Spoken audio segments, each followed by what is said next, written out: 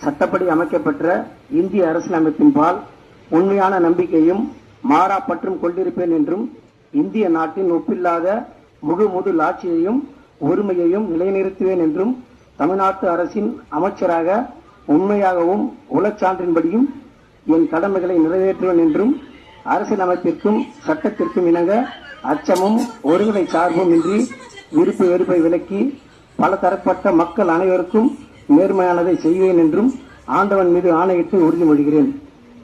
நான் தென்னரசு எனும் நான் தமிழ்நாட்டு அரசின் அமைச்சர் என்ற முறையில் எனது கவனத்துக்குள்ளாவதும் தெரிய வருவதுமான எந்த பொருளையும் அமைச்சரின் கடமைகளை உரியவாறு நிறைவேற்ற தேவையான அளவுக்கன்றி ஒருவரிடமோ பலரிடமோ நேர்முகமாகவோ மறைமுகமாகவோ அறிவிக்கவோ வெளிப்படுத்தவோ மாட்டேன் என்று ஆண்டவன் மீது ஆணையிட்டு உறுதிமொழிகிறேன் என்றும் தளபதிக்கும் தலைமைக்கும் உண்மை விசுவாசி காஞ்சி எஸ்.பி.கே. தென்னரசு.